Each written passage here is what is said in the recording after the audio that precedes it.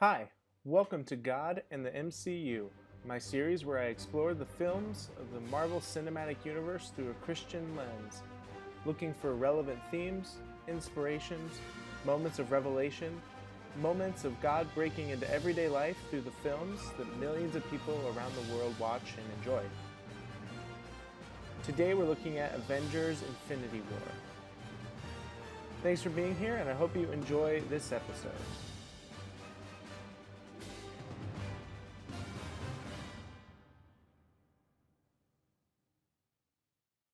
For almost 20 movies, the MCU has been building toward one big bad: Thanos. Tell me his name again. Thanos first appeared in the post-credit scene of the first Avengers movie, but his storyline has been building with the gradual introduction of the Infinity Stones. In the classic comic book storyline, Thanos assembles all of the stones and uses them to unleash destruction on the universe. Fans of the comic books have known this story was coming, but fans of the films mostly looked forward to all of their favorite heroes from across 20 movies sharing the screen together. In order for this movie to work, Thanos has to be powerful enough that he can take on all of the Avengers and still come out on top. But more than that, Thanos has to be compelling enough to keep audiences engaged in what he is doing, so that each storyline feels necessary and important. We know that Thanos is up to the task of defeating the Avengers, but in order to ensnare an audience, he has to have conviction. In one of the seminal books on screenwriting, Christopher Vogler writes that every villain is a hero of his or her own story. Now, this may not be true of every villain, but it is true of some of the best villains, and it's definitely true for Thanos. Tell me his name again. Thanos believes that his mission, to wipe out 50% of the population of the universe, is actually a heroic act, meant to save the universe from its own destruction. A small price to pay for salvation. You're insane. Little one, it's a simple calculus. This universe is finite, its resources finite. If life is left unchecked, life will cease to exist. It needs correction. You don't know that! I'm the only one who knows that. We know that he's even done it before on a smaller scale on Gamora's planet, and it worked. For Thanos, the ends justify the means. Thanos believes he is doing the right thing, and he has the conviction and the power to follow through with it. At least I'm the only one with the will to act on it. The reason this works so effectively is because Thanos has a point. Thanos and the Avengers actually want the same thing: to save the world. The hardest choices require the strongest wills. But they disagree on how, which puts them into conflict. When worldviews are in conflict, and not just superpowers, a movie like Infinity War becomes more than a superhero movie. It's actually about what is right and wrong. It shows its values and morals.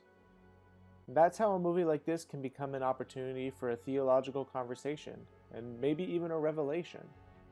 By investigating Thanos' conviction and the worldview where he sees himself as the hero, I think it can help us understand an often underappreciated Christian value: abundance.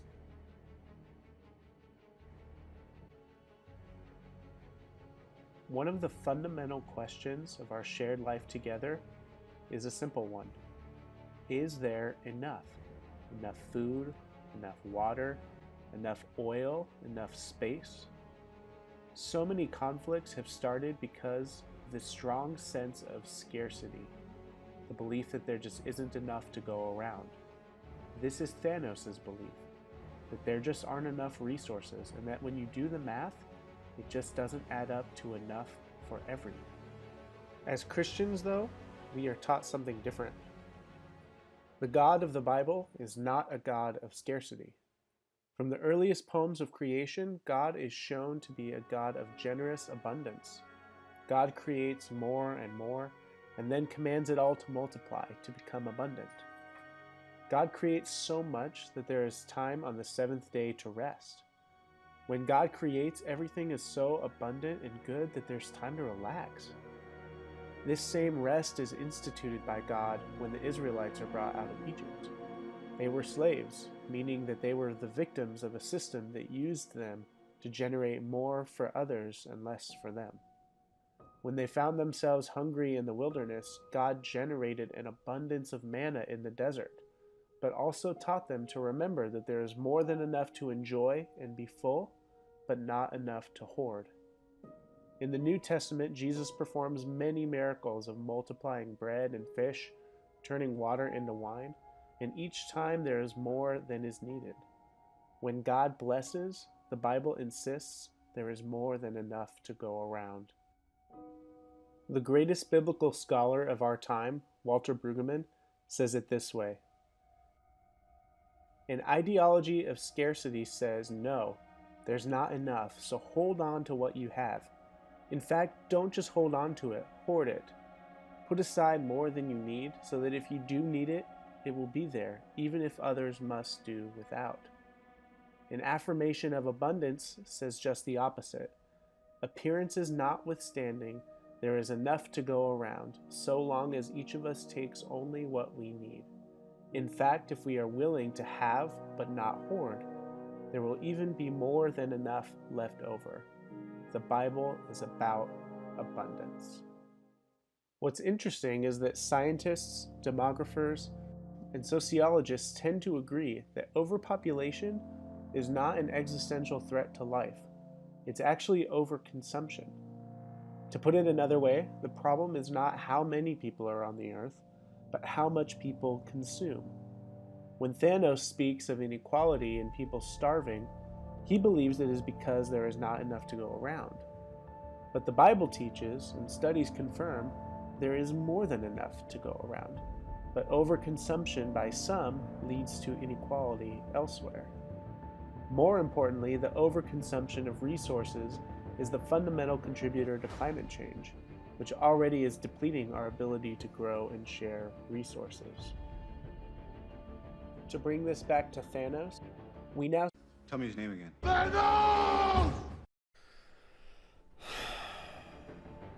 see why Thanos is wrong, and where he is right. He is right that the world needs correcting. But the correction is not in our population, but in our consumption and our distribution. And these are problems that the Avengers have done little to solve. You can see why someone like Thanos, motivated by good intentions but missing an essential truth, can be such a dangerous villain. And to bring this back to us, we as Christians know better. We are called and blessed by the God of abundance, not of scarcity. This means that in any moment where we are led to believe that there is not enough, by a commercial insisting that we need something else, by a politician saying there just isn't enough in the budget to help the poor or the sick, but seems to find money for other things, or by a supervillain who says that we need to destroy half the population to save the other half. We know better. The world has been blessed by God with more than enough to go around, and wherever we see that there is not enough, we must ask ourselves where that enough is. Perhaps it is in the hands of a few who are hoarding to maintain power or control. Or maybe it is in our own hands because we're afraid. Regardless, as we are called to love our neighbor in the same way that we love God, that means that whenever we get the opportunity, we should tell the world through our words and our sacrifices that there is more than enough. Brueggemann suggests that this question ought to be burning in our hearts. What if one of the links between the Creator's generosity and the neighbor's needs is us?